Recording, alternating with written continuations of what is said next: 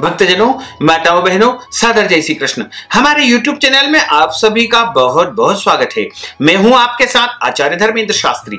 आज हम आपको कार्तिक माह के 25वें अध्याय की कथा सुनाने जा रहे हैं। इस कथा को अंत तक जरूर सुनिएगा और अधिक से अधिक लोगों को शेयर भी करिएगा। गुरुर् ब्रह्मा गुरुर्विष्णु गुरुर्देवो महेश्वरा गुरुः साक्षात् परब्रह्म तस्मै श्री गुरुवे नमः। श्री अखंड मंडलाकारं व्याप्तं येन चराचरं तत्पदं दर्शितं येन तस्मै श्री गुरुवे नमः। कृष्णाय वासुदेवाय हरये परमात्मने प्रणतः क्लेशनाशाय गोविंदाय नमो नमः। सच्चिदानंद रूपाय विश्वोत्पत्त्यादि हेतवे तापत्रय विनाशाय श्री कृष्णाय वयं नमः। श्री गोवर्धननाथ भगवान की जय। जय जय श्री राधा रमण, जय जय नवल किशोर, जय गोपी चित चोर प्रभु, जय जय माखन चोर।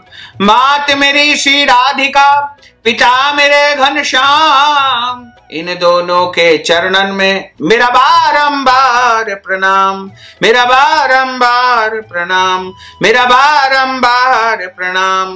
मोहिनी मूरत श्याम की वो मन रही समाय, जो मेहंदी के पात में लाली रही समाय। धन यौवन एक दिन उड़ जाएंगे जैसे उड़े कपूर, मन मूर्ख तू राम भज क्यों चाटे जगधूर, क्यों चाटे जगधूर। बोलिए श्री वृंदावन बिहारी लाल की जय, गोपाल कृष्ण भगवान की जय। कार्तिक माह के 25वें अध्याय की कथा का यहाँ से प्रारंभ होता है। सुना प्रश्न ऋषियों का और बोले सूत जी ज्ञानी, 25वें अध्याय में सुनो श्री हरि की सच्ची वाणी। तीर्थ व्रत और दान आदि करने से समस्त पाप नष्ट हो जाते हैं, मगर प्रेत योनि में रहने वाले को इसका अधिकार नहीं है।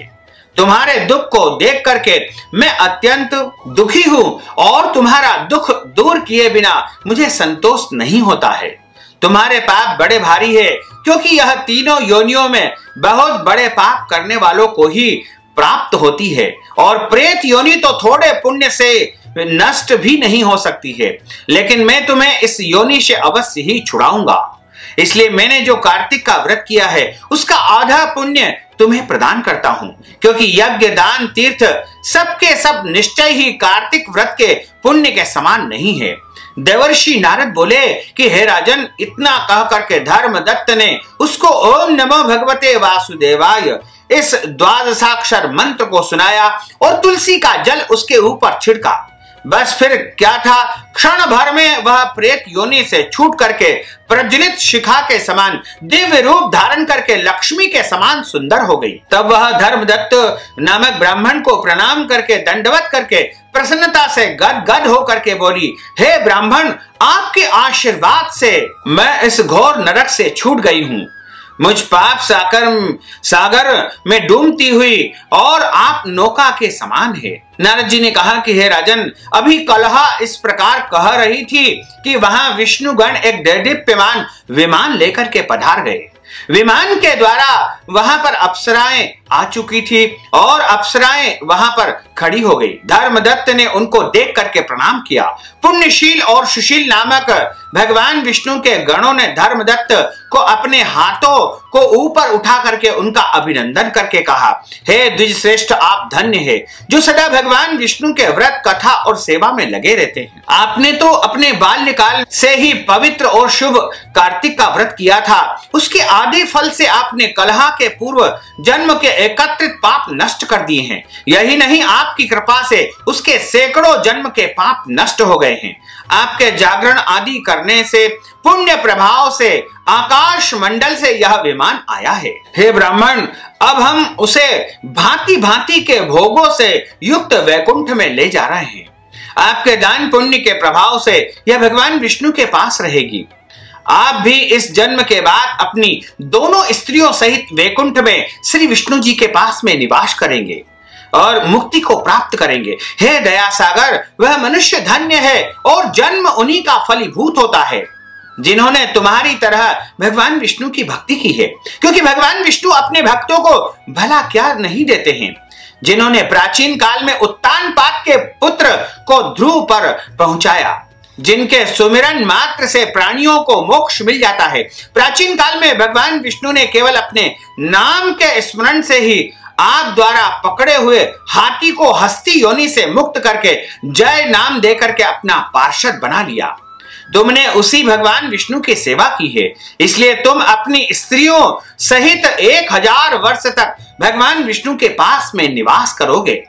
जब तुम्हारा पुण्य क्षीण हो जाएगा, तब तुम सूर्यवंश में अपनी दोनों रानियों के साथ में अयोध्या के राजा दशरथ के नाम से प्रसिद्ध होगे, तथा यह कलहा, जो कि तुम्हारे आधे पुण्य की भागीदार होने के नाते तुम्हारी तीसरी भार्या होगी, और भगवान विष्णु पुत्र के रूप में तुम्हारे घर में प्रकट होंगे और देवताओं का कार्य आकर के करेंगे। भगवान विष्णु जी को प्रसन्न करने वाले तुम्हारे कार्तिक व्रत से अधिक महत्वपूर्ण यहाँ दान तीर्थ और कोई भी नहीं है। हे दया सागर, तुम धन्य हो, क्योंकि तुमने जगत गुरु भगवान विष्णु को प्रसन्न करने के लिए कार्तिक माह का व्रत किया है, जिसके आधे पुण्य के फल के भागीदार कलहा को तुमने आज बना दिया है। इस समय हम इसे अपने साथ विष्णु लोक को ले जा रहे हैं, और तुम भी जब इस संसार से छोड़ करके जाओगे तो अपनी पत्नियों के साथ में, यानी दोनों पत्नियों के साथ में भगवान विष्णु के परम धाम में निवास करोगे, और तुम्हारा पुण्य जब समाप्त हो जाएगा तब तुम अयोध्या के राजा दशरथ के यहाँ जो है दशरथ रूप में बन करके प्रकट हो गए, और तुम्हारी ये तीनों रानियां रहेगी। 2 रानियां, 2 पत्नियां तुम्हारी रहेगी, और तीसरी यह कलहा रहेगी।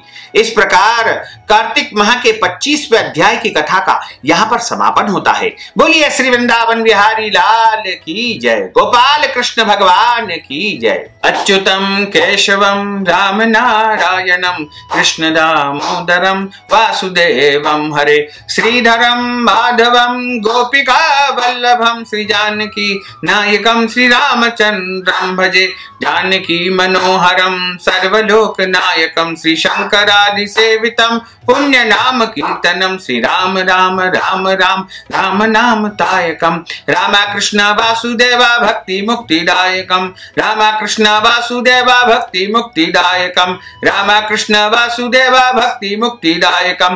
बोलिए श्री वृंदावन बिहारी लाल की जय, गोपाल कृष्ण भगवान की जय, श्री गिरिराज धरण की जय, श्री यमुने महारानी की जय, श्री वल्लभाधीश की जय, श्री गुसाई जी महाराज की जय। धर्म की जय हो, अधर्म का नाश हो, प्राणियों में सद्भावना हो, विश्व का कल्याण हो, सनातन धर्म की जय हो, गौ माता की जय हो, नगर बस्ती की जय हो, आज के आनंद की जय हो, कल के आनंद की जय हो, परसों के आनंद की जय हो, बरसों बरसों के आनंद की जय हो। नमः पार्वती पते, हर हर महादेव हर।